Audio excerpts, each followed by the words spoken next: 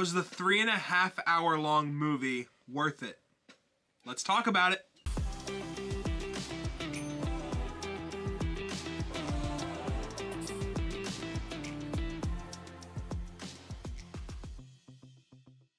Hey everyone, I just got back from seeing Killers of the Flower Moon.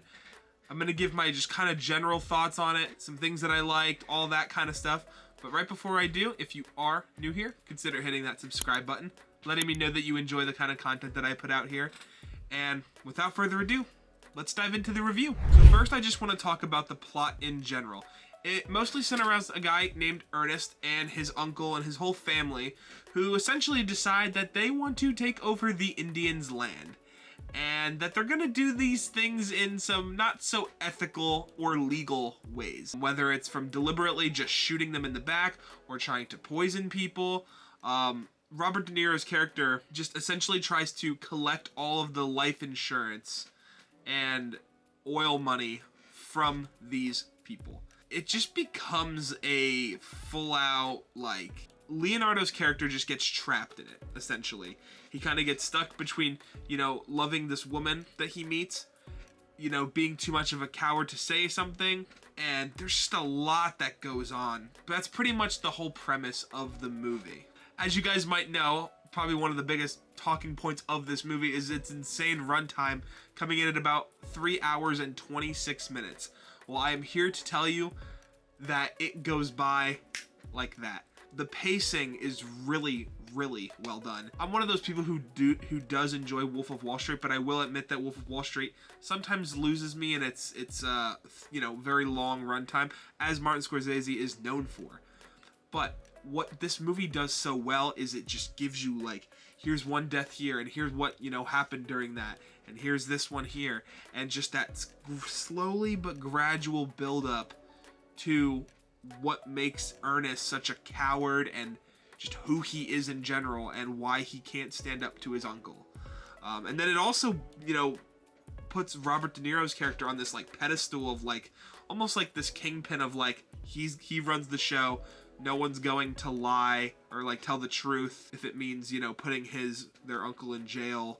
And it's pretty crazy, if I'm being honest. I mean, they really sacrifice a lot just for this one guy. The one thing I will say about this movie, though, is that I did feel like it maybe could have benefited from a slightly shorter runtime. Although I did really, you know, the runtime did go by fast.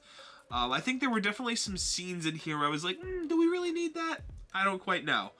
But I definitely think it should have been around the 3 hour mark. Just maybe, you know, a little over that. I don't know if that was necessary. Of course, I do want to talk about some of the really great cinematography shots in this movie. There was one specifically where, like, they had, like, a fire thing, and they, like, keep on some of these shots for, like, almost, like, a minute straight, and it's cool. Again, there were some shots where I thought they overdid it just a tad, but most of the shots were really neat looking. I was thoroughly entertained by just the quickly, you know, the way that they move the camera throughout the movie, and it was, like, grabbing my attention, if that makes sense. Leonardo DiCaprio does great here.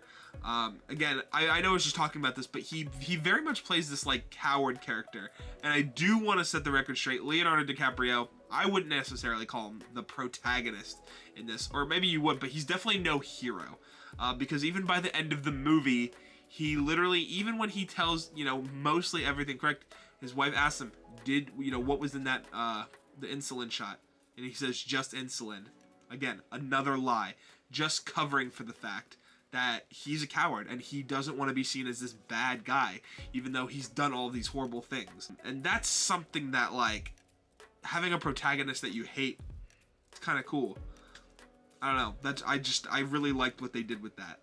So there's a point in this movie where Jesse Plemons' character gets involved. He's like kind of like this, like, government FBI kind of agent. And once that happens, I would say that happens around the 2 hour mark of this movie. Once that happens, the movie just says, whoop! And you just keep going, accusation, and the feds keep showing up. And it just becomes this whole thing. He starts to go to trial, which, by the way, there was a moment where they get into the trial room and Brendan Fraser is there. I was like, oh, okay, Brendan Fraser's now in this movie. You know, he wasn't really in the whole movie, and then at the very end, he's just like, I'm gonna pop in for, like, the last 30 minutes. sure, why not? I guess you can. But that was something that I thought was just really weird and interesting. Towards literally the second half of this movie, I would say, Jesse Plemons' character is just like, tell me everything. It actually becomes like comedically funny a little bit at some points, to where like Leonardo's character is like, I don't really want to tell you guys what I did, or I'll tell you guys because someone died, but I'm not going to tell you the whole thing. And he just kind of goes back and forth because he's such a coward in this movie. And then there's a guy that he was ordered to shoot the guy in front of the head, and he like messed up, and everyone was like all mad at him, and they pretty much rat him out essentially when they get captured. And he's like, there was this one line he delivers. He goes, "Can someone get me a pen and paper?" And it's just like, like, okay, bro's just gonna write it all out for them, I guess. Somebody I definitely want to praise in this movie is Lily Gladstone. She has enough lines in this movie that it matters, and especially that when she speaks, it's with such like a good tone to it.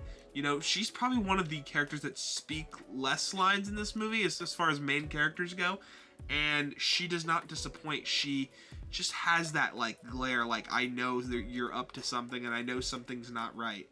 And she, if you ask me, is really the protagonist in this movie. So overall, it's an enjoyable film. I believe I gave it 4 out of 5 stars. I didn't expect to like it quite as much as I thought it was going to. I thought I was going to get like a little sleepy and be like, oh, this is kind of dragging. There were parts where I was like, okay, we don't maybe necessarily need that, but I never felt like it was dragging per se.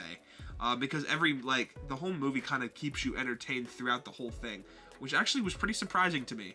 So definitely, if you're thinking about going to see this and you're worried about that really long runtime, unless you have nothing to do, go see this movie. It's actually pretty, interesting. It can get pretty intense and comical at times, but overall, it's just fun. It's Leonardo DiCaprio. We kind of all love him, and you can't really go wrong. So definitely go see this movie in theaters, and leave your comments down below if you've already seen it and kind of what you think about it.